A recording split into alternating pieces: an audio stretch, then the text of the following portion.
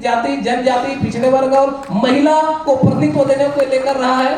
तो आज हम जिस बाबा साहब के जो प्रतिनिधित्व के दिए अधिकार है, जो शासन प्रशासन में कल, आज और कल की जो स्थिति है, उस पर मैं आगे चर्चा करना चाहूंगा। साथियों, इस पर जो रोक लगी है ये 1992 से शुरू हुआ है। साथियों, 33 साल की जो संघर्ष है, मैं आपको 10 मिनट में ब्रीफ करना चाहूंगा। पहला बैरियर आया साथियों 1992 में। इंदिरा साहनी केस एक फेमस केस है, जो ओबीसी वर्ग को जो आरक्षण है, जिसकी अनुशंसा मंडल कमीशन ने किया था, उसकी संवैधानिक वैधता को लेकर था। तो उनकी संवैधानिक वैधता पर सवाल था, लेकिन चर्चा हुआ SC ST रिजर्वेशन पर भी।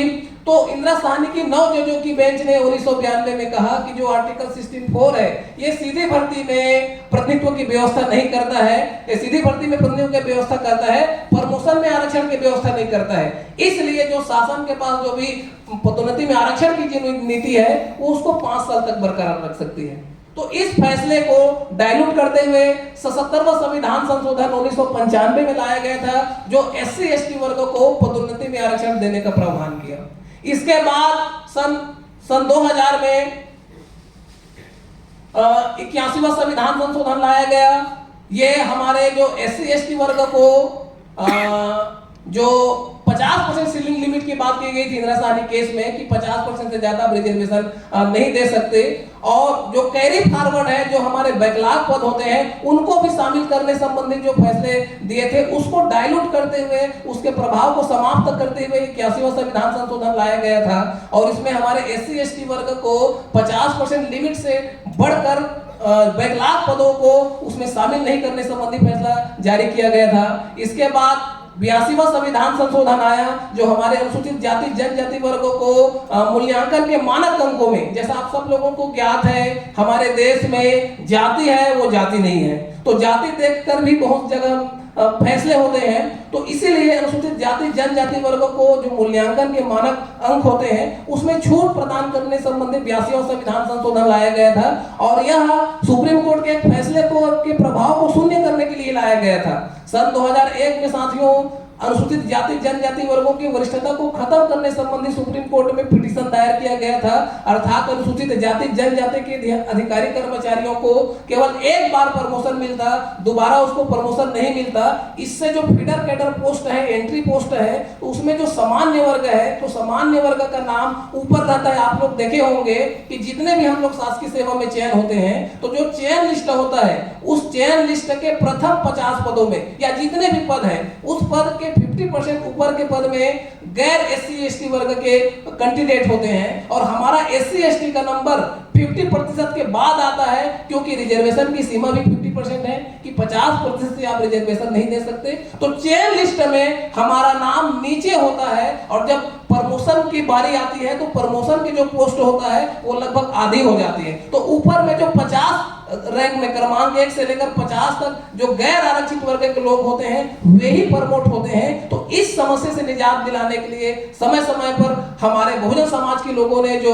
संघर्ष किया है, उसके परिणाम स्वरूप 85वां संविधान संशोधन आया। और वो हमारे SC ST वर्ग को सीधी भर्ती के साथ साथ पदोन्नति में वरिष्ठता देने के लिए लाया गया था। और इसकी संवैधानिक वैधता को सन 2006 में चुनौती दिया गया था। 4 बड़े संविधान संशोधन हमारे हित में हुए थे, 77वां, 81वां, 82वां और 85वां। ये चारों संविधान संशोधन सीधी भर्ती में आरक्षण और पदोन्नति में आरक्षण के लिए सुप्रीम कोर्ट ने दिशा निर्देश जो दिए थे, और इसी के तहत सीधी भर्ती और पदोन्नति की नीतियां बनानी थी। तो साथियों, समय समय पर इसके प्रभाव को खत्म करने के लिए भी जो SC ST वर्ग के जो विरोधी लोग हैं, वो समय समय पर माननीय न्यायालय में पिटीशन दायर करते रहे हैं, और हम उनके जवाब भी समय समय पर देते आए हैं। तो आज हमारा छत्तीसगढ़ सहित पूरा देश भर इस समस्या से जूझ रहा है। और हम संविधान के जो प्रावधान बाबा साहब डॉक्टर भीमराव अंबेडकर जी ने संविधान में निहित किए हैं, पूरे संविधान सभा ने जिसको पारित किया है, उसी को हम उचित तरीके से पूरे देश भर में, केवल छत्तीसगढ़ नहीं, पूरे राज्य भर में पालन करवाना चाहते हैं। तो साथियों, इसका बैरियर शुरू हुआ था 1992 में। 6 में कुछ और बैरियर लगा दिया गया। 6 में चारों संविधान संशोधन की संवैधानिक वैधता तो बरकरार रखी, लेकिन उन्होंने कुछ शर्तें लगा दिए गए कि पूरे SC ST के पिछड़ेपन को डाटा एकत्र करना पड़ेगा, शासन प्रशासन में प्रतिनिधित्व देना पड़ेगा, और प्रशासनिक दक्षता देनी पड़ेगी। देश भर के सभी राज्य और केंद्रीय उपक्रम है, सब के सब इस एक्सरसाइज को करने में विफल रहे। तो इस एम नागराज जजमेंट के फैसले को डाइल्यूट करने के लिए, उसके प्रभाव को समाप्त करने के लिए 117वां संविधान संशोधन 2012 में लाया गया था। और 2012 में ये राज्यसभा में तो पास हो गया, लेकिन संसद में बहुत बखेड़ा हुआ और आज तक लोकसभा में ये पारित नहीं हो सका है, जिसका खामियाजा पूरे देश भर के अनुसूचित जाति जनजाति वर्ग के लोग 2025 तक हम भुगत रहे हैं। आगे साथियों 2018 में एक पड़ाव आया।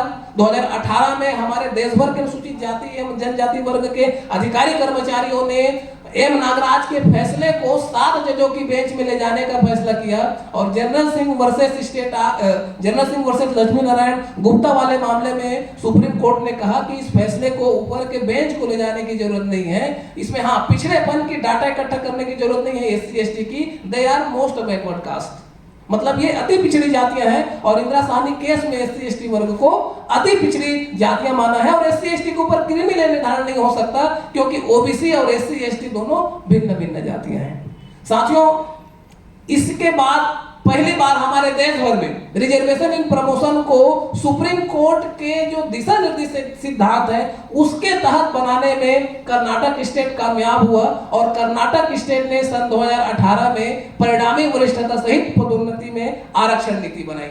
उसको सुप्रीम कोर्ट में चैलेंज किया गया और सुप्रीम कोर्ट ने सन 2019 में बी के पवित्रा बनाम स्टेट ऑफ कर्नाटक वाले मामले में 2018 की परिणामी वरिष्ठता सहित पदोन्नति में आरक्षण नीति की संवैधानिक वैधता को सुप्रीम कोर्ट के 3 जजों की बेंच ने बरकरार रखी और उस बेंच की अध्यक्षता कर रहे थे अभी हाल ही में सुप्रीम कोर्ट से सेवानिवृत्त हुए जस्टिस DY चंद्रचूड़ जी ने, और एक अच्छी परिभाषा दी थी प्रशासनिक दक्षता को लेकर। आर्टिकल 335 को यदि आप पढ़ेंगे संविधान में तो उसमें प्रशासनिक दक्षता का ध्यान रखते हुए SC ST वर्ग के दावे की बात किया है। तो प्रशासनिक दक्षता को DY चंद्रचूड़ ने बी के पवित्रा वाले जजमेंट में उनको रूढ़िवादी धारणा कहा। DY चंद्रचूड़ जी ने उस फैसले में कहा कि ये जो प्रशासनिक दक्षता की जो बात है ये रूढ़िवादी धारणा है। कोई व्यक्ति या कोई समाज के व्यक्ति जन्म से या उस वर्ग में पैदा लेने से वो उसमें दक्षता कम नहीं होती है। ये देश काल परिस्थितियां और समय निर्धारित करता है कि कौन कितना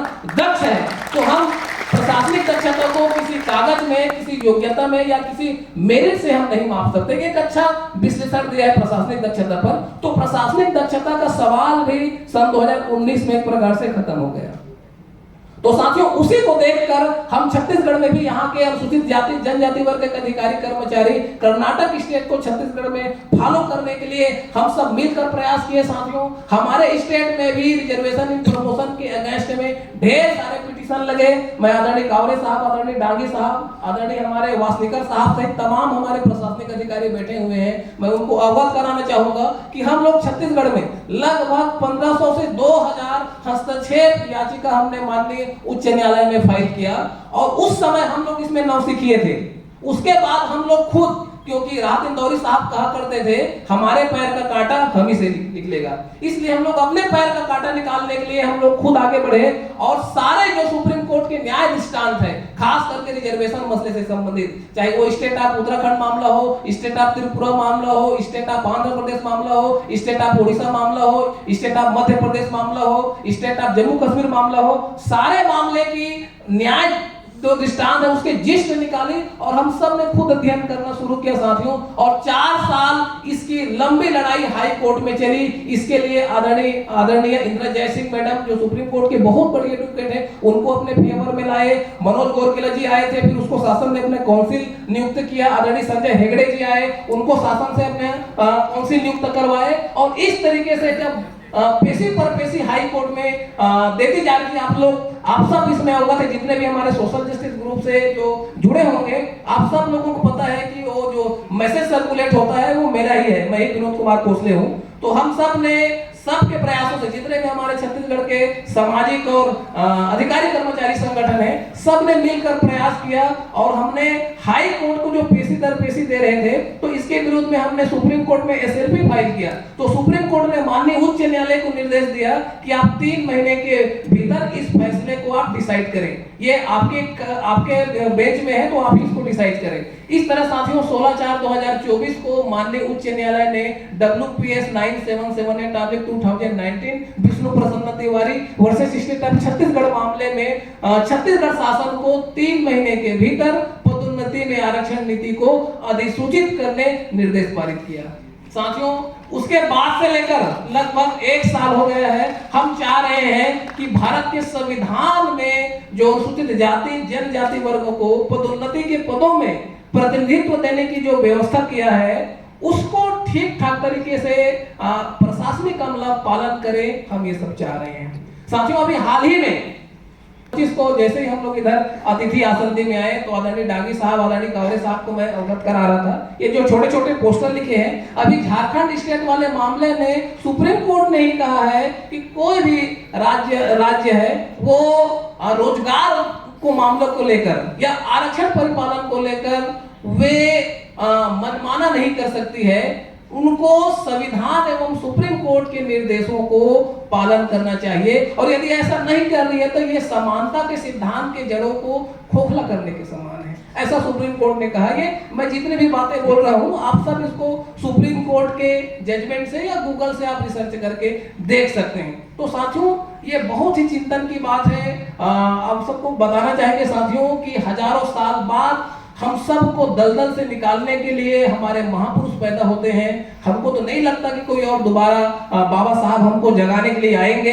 हम सब के पास बाबा साहब के मूल्य, बाबा साहब के आदर्श, उनके संघर्ष हैं, तो उनके संघर्षों, उनके मूल्यों, उनके आदर्शों को ध्यान रखते हुए बाबा साहब ने हमारे लिए जो एक वसीयतनामा लिख कर चला गया, केवल हमारे लिए नहीं भारत के जितने भी लोग हैं, जितने भी नागरिक हैं, सब के लिए भारत के संविधान के रूप में एक वसीयतनामा जो दिया है। तो इस वसीयतनामा में इस देश के प्रत्येक लोगों के लिए, केवल SC ST OBC या महिला नहीं है, सब के लिए कुछ ना कुछ लिख के संविधान में गया है। तो बाबा साहब की जो 395 अनुच्छेद जो उन्होंने लिखे हैं, जिसको संविधान सभा ने पारित किया है, उसके 2 अनुच्छेद ठीक ठाक तरीके से पालन हो जाए, हम ये चाह रहे हैं। आर्टिकल 16(4)A का कंप्लायंस हो जाए, 335 का कंप्लायंस हो जाए। ये इसलिए कंप्लायंस करना जरूरी है साथियों क्योंकि बाबू, चपरासी, गुरुजी तो हमारे लोग बन जाएंगे, लेकिन सहायक संचालक, डायरेक्ट अपर सचिव, सचिव, ये जितने ऊपर के पोस्ट हैं, ये सारे पोस्ट प्रमोशनल पोस्ट हैं। और जैसे मैंने बताया कि हमारा जो नंबर होता है वो 50 नंबर के बाद आता है। यदि हमको परिणामी वरिष्ठता नहीं मिलेगी, रिजर्वेशन प्रमोशन नहीं मिलेगा, तो ऊपर के पदों में हमारा प्रतिनिधित्व नहीं हो पाएगा। और जैसा आज केवल हमारा छत्तीसगढ़ नहीं, देश भर में जो स्थितियां बनी हैं, ये बहुत ही ज्यादा चिंताजनक है, और इसके लिए हम सबको आगे आना पड़ेगा। और आज की जो लड़ाई है वो लड़ाई संवैधानिक है, क्योंकि बाबा साहब खुद कहा करते थे कि संविधान बनने के बाद हमको अपने रास्ते बदलने होंगे। हमारे पास जो उपाय है वो संवैधानिक होना चाहिए, और संवैधानिक उपायों के साथ हमको आगे बढ़ना चाहिए। तो साथियों ये एक आर्टिकल 16(4)A और 335 की स्थिति थी। हमारे बिजली विभाग के जो साथी हैं, आदरणीय हमारे GS मंडावी साहब यहाँ बैठे हुए हैं, छत्तीसगढ़ राज्य आरक्षित वर्ग बिजली विभाग अधिकारी कर्मचारी संगठन के महासचिव हैं। सबसे ज्यादा संघर्ष यदि कहे साथियों तो छत्तीसगढ़ बनने के बाद रिजर्वेशन इन प्रमोशन की लड़ाई हमारे बिजली विभाग के साथी लोग लड़ रहे हैं, क्योंकि वो एक अलग उपक्रम है, लेकिन शासन का दिशा निर्देश बिजली विभाग में चलता है। तो सबसे पहली न्यायिक लड़ाई लड़ने की शुरुआत हमारे बिजली विभाग के अधिकारी कर्मचारियों ने शुरू की, जिसके प्रांत अध्यक्ष है आदरणीय RS ध्रुव साहब, वो किसी मीटिंग में गए हैं। हमारे बड़े भाई आदरणीय हर्ष राम साहब हैं, शायद किन्हीं कारणों से नहीं पहुंच पाए हैं। कार्यकारी अध्यक्ष हैं GS मंडावी साहब हैं, और बहुत मजबूत संगठन है बिजली विभाग आरक्षित वर्ग कर्मचारी संगठन का। इसके अलावा हमारे पास 2 और बड़े संगठन हैं, जिसको एक हम अजाक्स कहते हैं और अनुसूचित जनजाति शासकीय विकास संघ कहते हैं। ये सारे के सारे जो संगठन के पदाधिकारी हैं, बहुत मजबूती से रिजर्वेशन इन प्रमोशन की लड़ाई लड़ रहे हैं, और हम सब आगे भी इसकी लड़ाई लड़ेंगे। तो इन्हीं शब्दों के साथ मैं आप चीज को विराम देते हुए एक और आपको निवेदन करना चाहूंगा कि जितने भी साथी आए हुए हैं, साथियों हमने 1 पेज का एक विधि ड्राफ्ट तैयार किया है। वो विधि ड्राफ्ट में बस इतने जितनी बातें मैंने अभी कही, इनको 60 नोट के रूप में एक पेज में लिखा है, जिसमें 16(4)A क्या कहता है, 335 क्या कहता है, जनरल सिंह 2 ने क्या कहा, WPS 9778 वाले केस में क्या कहा, अभी सुप्रीम कोर्ट ने क्या निर्देश दिया, इन्हीं को एक हमने पेज में तैयार किया है। आप सबसे आग्रह है, जितने भी बैठे हुए हैं 3 पेज में तैयार करेंगे।